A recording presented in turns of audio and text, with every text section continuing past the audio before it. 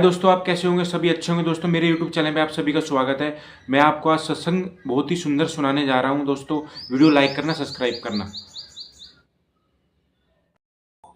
ये बात हमारे हृदय सम्राट, जगत वंदनीय, प्रातः स्मरणीय श्री श्री 108 श्री तृतीय पातशाही गुरु महाराज जी के समय की है।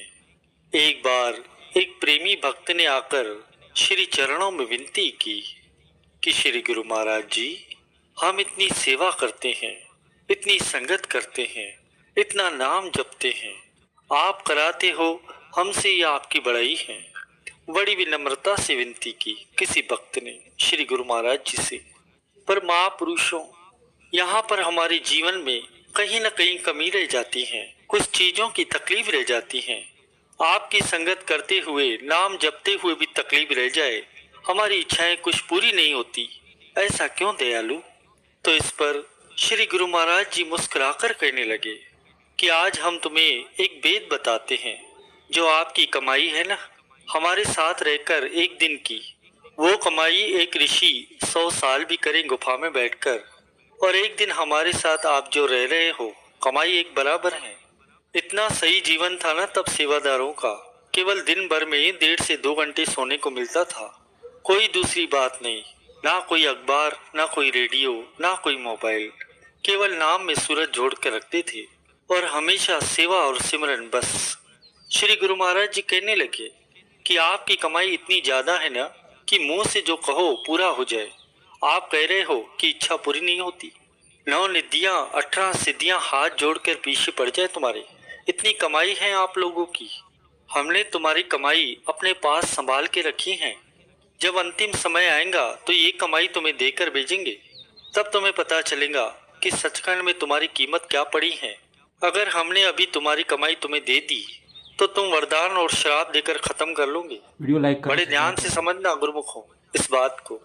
हम जैसे मूर्ख लोग करते क्या हैं, नाम लेते हैं, नाम जपते भी हैं, साधु की संगत भी कर ली, पर निंदा तो छोड़ेंगे नहीं, कमाई वहां खत्म होनी शुरू हो जाएंगी। समझो हमारे साथ किसी ने बुरा कर दिया, हमारे मन से बदआशीषें उसी वक्त निकल जाती हैं जब हम किसी को बोल देते हैं कि तेरा ऐसा होगा, उसमें बहुत सारी कमाई चली जाती है। और किसी पर खुश हो गए, उसे आशीर्वाद दे दिया, चल ऐसे कर ले, तेरा ऐसा हो जाएगा। हमें तो होशियारी मारने की आदत होती है कि मैंने कहा था, देख तेरा वो काम हो गया। हम इन छोटी छोटी चीजों में अपनी कमाई गंवा लेते हैं। इसलिए कहा गया है कि चुप रहो, कम बोलो, तोल कर बोलो, न किसी पर रीझ हो, न किसी से खींच हो, अपनी कमाई संभाल के रखो। पर हम संभाल नहीं पाते। और श्री गुरु महाराज जी कितनी कृपा, बहुत बड़ी दात है हम सब गुरुमुखों पर, जो वो हर पल हमारी रक्षा किया करते हैं। क्योंकि गुरुमुखों, संसार में इंसान खुद को बहुत ही बुद्धिमान, चतुर और सयाना समझता है, यह भी एक सांसारिक दृष्टिकोण है। और गुरुमुख जन तो परमार्थी दृष्टि रखते हैं। तो विचार करने की बात है कि हकीकत में बुद्धिमान कौन है, चतुर कौन है, सयाना कौन है, समझदार कौन है। अब जब प्रश्न पारमार्थिक दृष्टि का होता है तो उसका उत्तर भी परमार्थ जगत में ही मिल सकता है।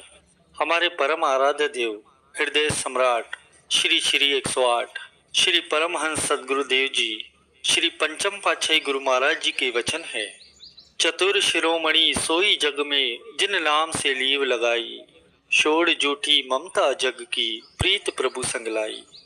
कि वही जीव चतुर है, सयाना है, समझदार है, जो सदगुरु के पावन नाम से अपने सूरत को लगाते हैं, संसार की सभी झूठी मोह ममता से अपने मन को हटाकर सदगुरु के चरणों से प्रीत करते हैं।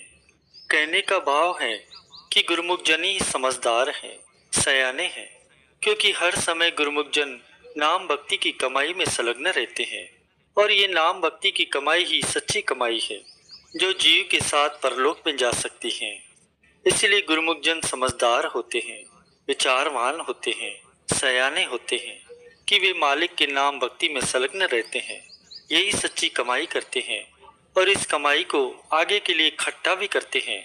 महापुरुषों की राह नुमाई में चलकर, जैसे डॉक्टर की बात मानकर डॉक्टर की दी हुई दवाई का सेवन करके रोगी पूर्णतः स्वस्थ हो जाता है, उसी तरह जो रास्ता रोगी पूर्णतः स्वस्थ हो जाता है, उसी तरह जो रास्ता महापुरुष दिखाते हैं, आत्म कल्याण की जो विधि महापुरुष बताते हैं, उस पर आचरण करने से जीवात्मा अपने लक्ष्य को प्राप्त कर लेती है। अब अगर कोई अपनी मर्जी से या गलती से किसी दवाई का सेवन कर ले तो उसे भारी नुकसान भी हो सकता है।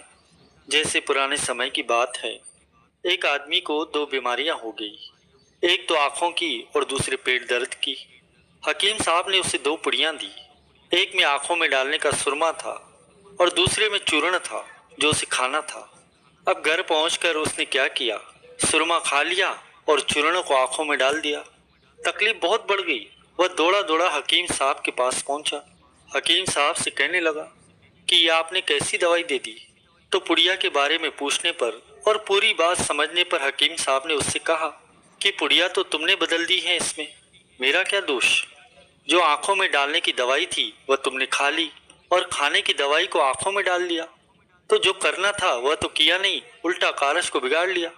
बस इसी तरह परमात्मा ने जीव को संसार में भेजते हुए 2 पुड़ियां दी, एक दिल की और एक दिमाग की, कि दिल को मेरे चरणों से जोड़ना और दिमाग को अपने कार्य व्यवहार में लगाना।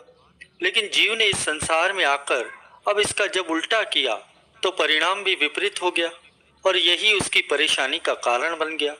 इसीलिए महापुरुष जगाते हैं, सावधान करते हैं और सही रास्ता दिखाते हैं। एक बार एक बच्चा जब स्कूल से वापस घर आया तो माँ ने उससे कहा कि तू कपड़े बदल ले और मुंह हाथ धोकर आ जा, मैंने तेरे लिए लड्डू बनाए हैं। वह लड़का जब आया तो माँ ने उसे खाने के लिए 2 लड्डू दिए। लड्डू देखकर बच्चे के अंतर में कुछ ख्याल आया और कहने लगा कि माँ, अब तो मैं सयाना हो गया हूँ। और उसने ऐसे ही बोला कि बताओ ये कितने लड्डू हैं। माँ ने कहा 2। तो उसने प्लेट में से एक लड्डू उठाकर पूछा, ये कितना है माँ।